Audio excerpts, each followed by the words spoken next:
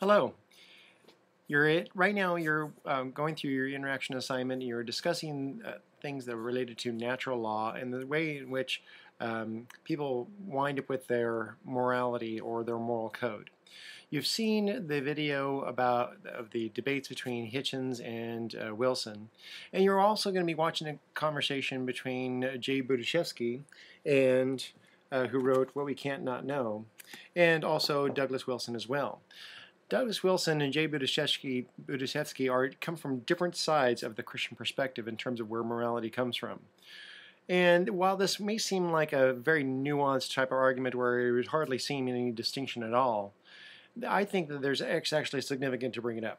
Because in What We Can't Not Know, Jay Budiszewski talks about natural law. And natural law assumes that morality is so embedded in creation, it's so inherent in the human condition, that the morality that is oftentimes shown or is taught within the Christian religion, and morality is not just, when I talk about within the Christian religion, I'm talking in a broad sense. What has been pretty much consistent in terms of biblical interpretation, how the Bible is interpreted within the context of the religious community referred to as Christianity. Anybody can grab a Bible off the shelf and start reading it a new interpretation, or something where they say, oh, well, according to how I read it, it says the following. But that's the problem with religious texts, is if you don't belong to a religious group that holds to that religious text, then you're not interpreting it within the context of that community. And since that religious text has been interpreted within the context of that community, those interpretations have been able to churn around and go through the blender of various different opinions of that tradition. And so therefore, within that community, it pretty much is their text. And so when someone who is, say, not within the Christian community, not within the Christian heritage, all of a sudden grabs a Bible verse and says, well, what it seems like to me is, it's important to understand that that is similar to me grabbing a verse out of the Quran, yanking it out of context, and suddenly now I'm going to start trying to educate Muslims on what they should be believing. It's not respectful to them, and it wouldn't be to me either. And so, since one of the teachings of the Jesus of Nazareth was, however you want to be treated, however you want others to treat you, do so for them, it's important that we think about how it is that we engage religious texts in a way that we wouldn't want others to violate ours. So I don't want someone who's not within the Christian community coming and telling me that they've suddenly come up with a new interpretation that's foreign to historic Christianity, and they know better. I wouldn't want to do that to someone who's Hindu or Muslim. It would be disrespectful to them also. Now, having said that, within the Christian tradition, there is a body of morality that has been seen as historically, in the mainstream, Christian. Now, some of those assumptions have been challenged in Western culture as more and more people start to ask the question, by what standard do you hold to that morality? Now, in your discussion, in the interactions assignment, you are specifically addressing the question, by what standard do you arrive at a definition of marriage? That's a hot button topic, and I trust that the interactions are staying respectful and you are deferring to others and showing good dialogue. This is a good practice on how to engage in topics of conversation, even when there's heated debate on both sides. But now going back to the discussion of natural law. Jay Budiszewski posits that in natural law, this idea of morality as embedded within creation sounds very much like the opening preamble of our Constitution, where the founders of the country say, we hold these truths to be self-evident. Having borrowed considerably from Scottish common sense and the evidentiary philosophies at the time, the assumption is, well, the thing speaks for itself. Obviously, this is moral and that is not. Look at it. The problem is that those are assumptions of much of the Western Enlightenment that may not be shared with the rest of the world. Globalization has challenged a great deal of those assumptions that we just assume everybody knows because of interaction with other cultures, interaction with other points of view, interaction with people with different traditions, assumptions, faiths, and beliefs, such that they may ask, well, your tradition or your religion may teach this morality, And that's fine. That's a religious perspective to come from, if that is within the internal integrities of your tradition. However, what if I don't come from that tradition? What if I come from a different religious tradition? Or what if I have no religious tradition? By what rationale would you hold me to the morality that your tradition prescribes for its followers? And so natural law seeks to say, well, the morality that we say you need to hold to is not just something we say, it's embedded within all creation, or embedded within all of nature. My concern is that that is not, that's disingenuous. You see, almost everybody who, not everybody, but the vast majority of scholars and those who are positing natural law as a basis for morality are themselves typically people of faith.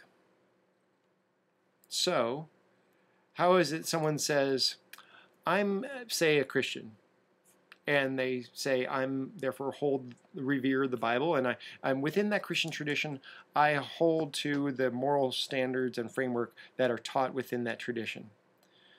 But I'm going to suggest that the moral framework that is taught within this tradition can be found outside of it.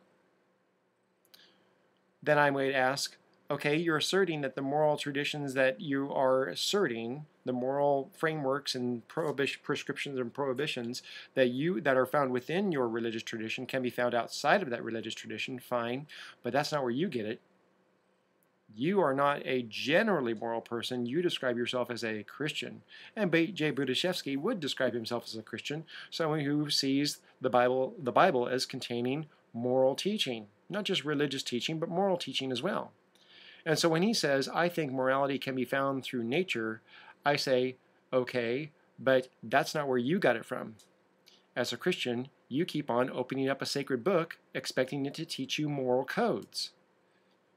So, how is it that you would expect me to find morality in some other place than you did?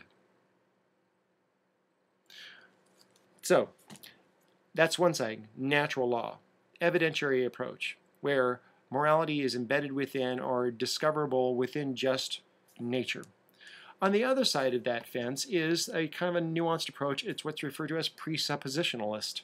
The presupposition that I presuppose that you got to know some things first, and morality is their outgrowth of that. And Douglas Wilson's position has been one of presupposition. He's a follower of Cornelius Van Til, or you might even pick up Rushdoony's By What Standard book, in which he describes how it is that Christian tradition, the Christian teaching on morality, is an outgrowth of Christian assumptions about reality. You must first believe in a God who says this is right and this is wrong in order to have any sort of mandate to do what they say.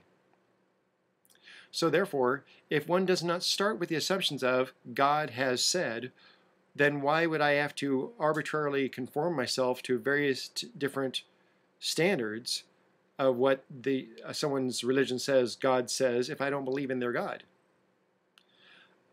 Part of my studies here at University of Houston is teaching religious studies, but also I also am studying in another capacity the ancient religions of Mesoamerica. Specifically, my thesis, this is my second master's degree, is going to be on Aztec religion in central Mexico. As I go further and further into Aztec religion, I'm fascinated by the ways in which their religion is common, the aspects of their religion that is common to all men. And a great deal of cultures share that kind of cross-pollination just because humanity tends to have various different common elements to our religions around the world. But there are ways in which they are also very distinct. There aren't too many religions extant within North America now who are sacrificing our slaves, ripping out their hearts on the top of a temple.